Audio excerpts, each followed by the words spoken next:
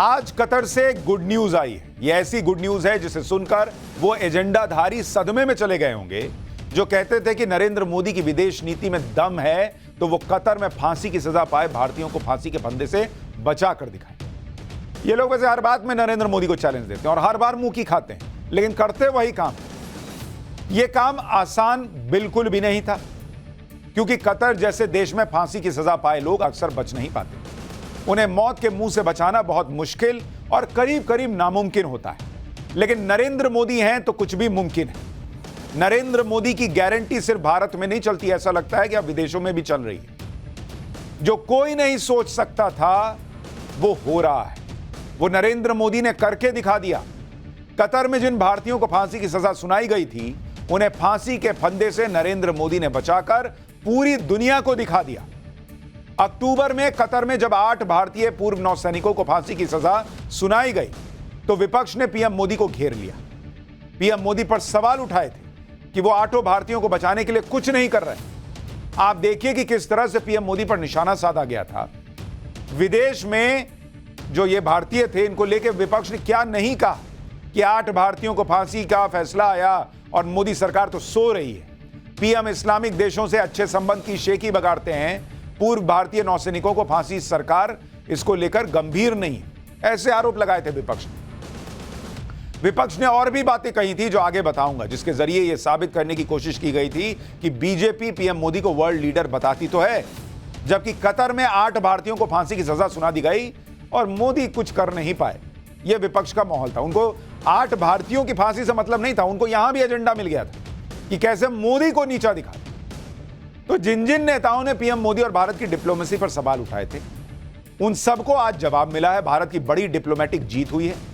विपक्ष के 100 सवालों का एक जवाब आया और वो जवाब यह है कि पीएम मोदी की डिप्लोमेसी से 8 भारतीयों की जान बच गई है। कतर में 8 पूर्व भारतीय नौसैनिकों को जो फांसी की सजा मिली थी, अब वो फांसी नहीं होने वाली। फांसी की जगह अब जेल में सजा काटेंगे ये 8 भारतीय पूर्व नौसैनिक, यानी फांसी की सजा रुक गई और उनकी सजा को घटा दिया गया है। यह अपने आप में सोचिए कितनी बड़ी और अहम बात है। यह भारत की साख, भारत का दम। विपक्ष के सवालों पर पीएम मोदी ने उस वक्त कोई जवाब नहीं दिया। वो अपना काम करते रहे जैसा वो हर बार करते हैं कि बोलने दो इन लोगों को, जब होगा तब तो जवाब मिल ही जाएगा। तो अब जवाब मिल गया। कतर में 8 भारतीयों को बचाने की कोशिशें जारी थी, जिसका नतीजा अब सामने आ गया है। और हमने आज से 2 महीने पहले आपको बताया था पाठशाला में कि निराश होने की जरूरत नहीं है। जो भारत किसी देश के सामने नहीं झुका, वो अपने नागरिकों को ऐसे अकेले छोड़ देगा। बॉस, यहां युद्ध बीच में रुकवा के लोग, नरेंद्र मोदी अपने लोगों को निकाल लेते हैं, वहां कतर में 8 भारतीयों को मरने छोड़ देंगे कि जाओ मार दो इनको। हमने आपको तभी बताया था कि भारत में विपक्ष और एजेंडाधारी माने या न माने, लेकिन नरेंद्र मोदी को इस वक्त दुनिया में बॉस ऐसे ही नहीं बुलाया जा रहा। और इसका मतलब यह है कि भारतीयों को वहां से नरेंद्र मोदी बचाएंगे। तो पहला काम तो हो गया, फांसी की सजा रुक गई है। पाठशाला में हमने आपको क्या बताया था, एक बार याद कीजिए। नरेंद्र मोदी के विरोधियों को पिछले 24 घंटे में एक नया मसाला मिल गया है। जो देश के लिए चिंता का विषय है, वो मोदी विरोधियों के लिए मसाले से ज्यादा कुछ नहीं, क्योंकि उनको मोदी विरोध के अलावा तो कुछ दिखता नहीं। और वो इसी से अपने मोदी विरोध के एजेंडे को बढ़ाने में जुट गए। ये लोग कतर में फंसे 8 भारतीयों के मामले को जोर शोर से उठा रहे हैं, जिन भारतीयों को कतर में मौत की सजा सुनाई गई। भारत ने अपने नागरिकों को छुड़ाने के लिए क्या किया और आगे इन भारतीयों को बचाने के लिए भारत क्या क्या कर सकता है, ये सब छोड़कर मोदी विरोधी इस बात में लगे हैं कि कैसे इस मामले में नरेंद्र मोदी को कमजोर दिखा दें और बता दें कि इनसे नहीं हो पाएगा। मोदी है तो मुमकिन है, इस नारे को किसी तरह खारिज करवा दें।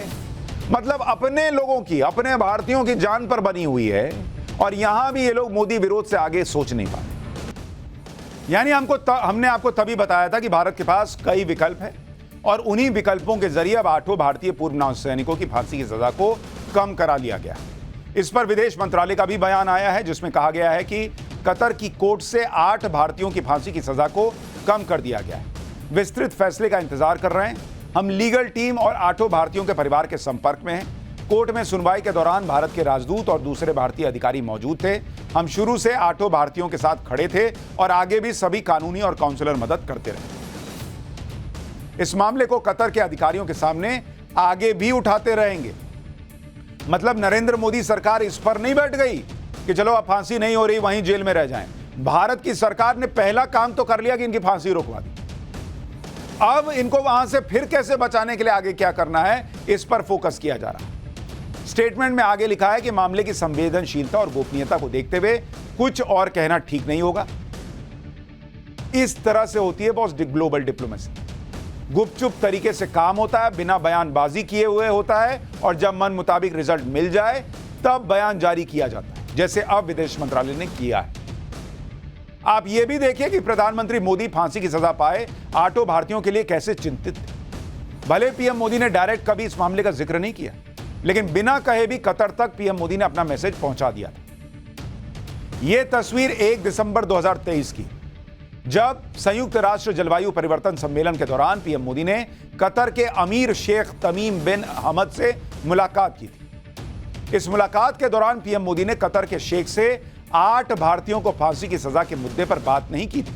लेकिन पीएम मोदी ने मुलाकात के बाद जो ट्वीट किया था, उससे पता चलता है कि पीएम मोदी ने कतर के शेख को क्या मैसेज दिया था। पीएम मोदी ने तब ट्वीट में लिखा था कि दुबई में जलवायु परिवर्तन सम्मेलन के दौरान कतर के अमीर शेख तमीम बिन हमद से मिलने का मौका मिला। हम दोनों के बीच भारत और कतर के द्विपक्षीय साझेदारी की संभावना और कतर में भारतीय समुदाय के हितों पर अच्छी चर्चा हुई है।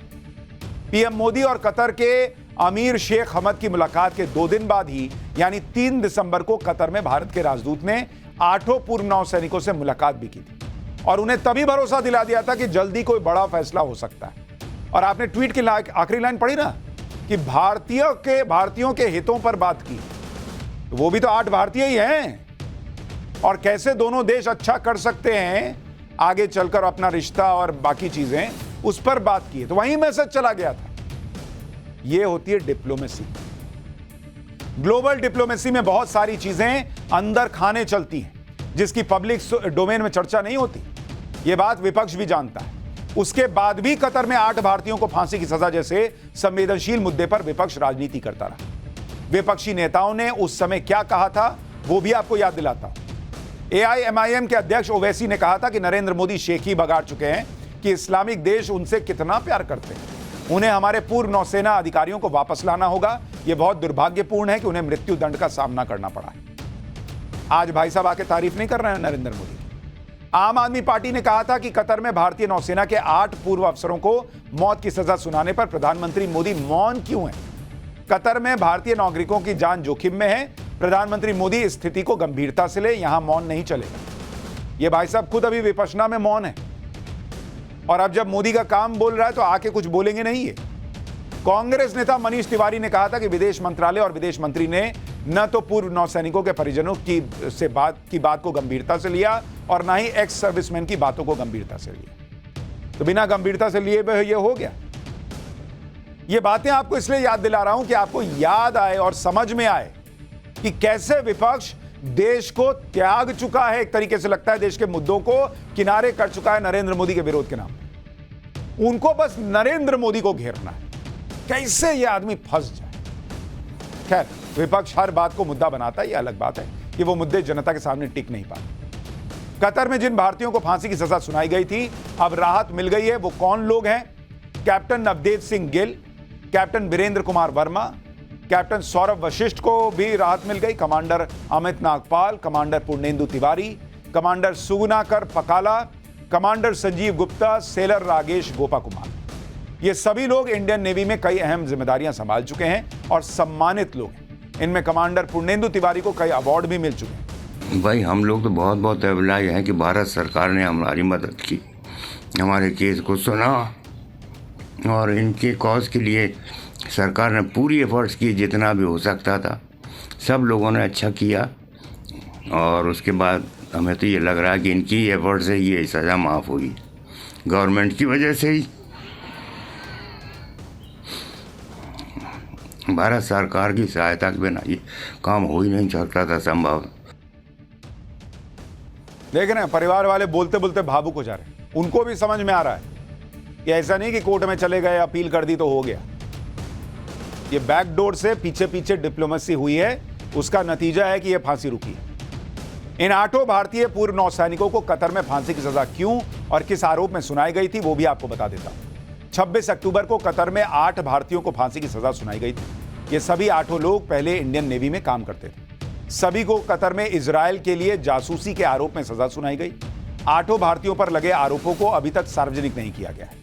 इंडियन नेवी से रिटायर हो चुके ये सभी भारतीय लोग कतर में क्या काम करते थे वो भी आपको याद दिलाता हूं। 8 भारतीय नागरिक कतर में अल दहरा ग्लोबल टेक्नोलॉजी और कंसल्टिंग सर्विस नाम की कंपनी में काम करते थे।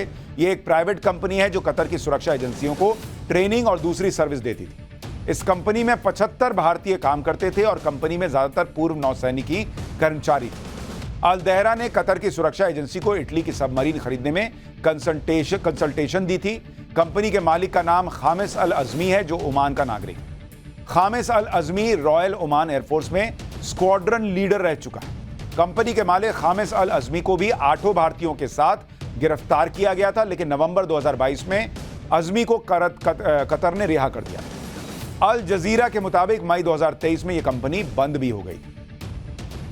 इस मामले में भारत ने किस तरह से काम किया वो आपको सिलसिलेवार तरीके से बताता हूं। 26 अक्टूबर को 8 भारतीयों को फांसी की सजा सुनाई गई। अक्टूबर में ही विदेश मंत्री जयशंकर ने नौसैनिकों के परिवार वालों से मुलाकात की। भारत ने कतर की अदालत में फांसी की सजा के खिलाफ अपील की। 8 नौसैनिकों तक काउंसलर एक्सेस पहुंचाई गई। भारत के अधिकारी उनसे जाकर मिले। भारत की अपील पर 23 नवंबर, 30 नवंबर और 7 दिसंबर को सुनवाई हुई। 30 दिसंबर को भारत के राजदूत ने 8 पूर्व नौसैनिकों से मुलाकात की थी। सुनवाई के बाद कतर की अपील अदालत ने फांसी की सजा को कम करने का फैसला कर दिया। अच्छा, जो लोग कहते हैं कि अरे नरेंद्र मोदी तो फलाने चीज में बिजी हैं, ये कर रहे हैं, वो कर रहे हैं, एक काम पर ध्यान नहीं दे रहे, मान लीजिए अभी ये उल्टा फैसला आता तो सब एकदम बोरिया बिस्तरा लेके चढ़ जाते कि देखिए नरेंद्र मोदी तो राम मंदिर में व्यस्त है, तो चुनाव में व्यस्त है, भारतीयों को देखिए क्या हुआ। बस काम ऐसे नहीं होता ना कि एक काम पकड़े और उसके बाद उसी पे बैठ गए, दूसरा कुछ नहीं कर रहा। भाई डिप्लोमेसी चल रही थी, हो गया काम। इसी तरह से बाकियों में भी होता है, बाकी चीजों में। कतर में 8 भारतीय पूर्व नौसैनिकों को राहत तो मिल गई, लेकिन उनके लिए एक बड़ी खुशखबरी और आ सकती है, क्योंकि कतर के लीगल सिस्टम में अभी सजा माफी की अपील का प्रावधान बचा हुआ है। आप देखिए कि कतर की कोर्ट ऑफ फर्स्ट इंस्टेंस ने फांसी की सजा सुनाई थी, जो वहां की निचली अदालत होती है। भारत ने इसके फैसले को कोर्ट ऑफ अपील यानी हाई कोर्ट में चैलेंज किया, जहां से राहत मिल चुकी है। अब कतर की कोर्ट ऑफ कंसेशन यानी सुप्रीम कोर्ट में सजा को चैलेंज किया जा सकता है। कोर्ट ऑफ कंसेशन 8 पूर्व नौसैनिकों की पूरी सजा भी माफ कर सकता है। इसके अलावा कतर के अमीर के पास भी आरोपियों की सजा माफ करने का अधिकार है। यह भी संभव है कि कतर के अमीर भारतीयों की सजा को माफ कर दें। यानी बहुत संभव है कि अभी फांसी रुकी है और नरेंद्र मोदी सरकार इनको बचा के वापस भी लिया। बात सिर्फ इतनी नहीं है कि कतर में 8 एक्स नेवी ऑफिसर्स की फांसी पर रोक लग गई। पीएम मोदी ने तो वो काम किया है जिससे 8 पूर्व नौसैनिक भारत आ सकते हैं। इस मामले में आगे और क्या क्या होगा वो भी सुनिए। भारत कतर से मांग कर सकता है कि 8 भारतीय अपनी सजा भारत की जेलों में पूरी करें, क्योंकि भारत और कतर के बीच सजा याफ्ता कैदियों के ट्रांसफर को लेकर संधि ऑलरेडी हो चुकी है। 2 दिसंबर 2014 को भारत और कतर के बीच treaty on transfer of sentenced persons हुई थी। इस संधि के तहत कतर में बंद भारतीय कैदियों को सजा की बाकी अवधि भारत में पूरी करने की सुविधा मिल सकती है।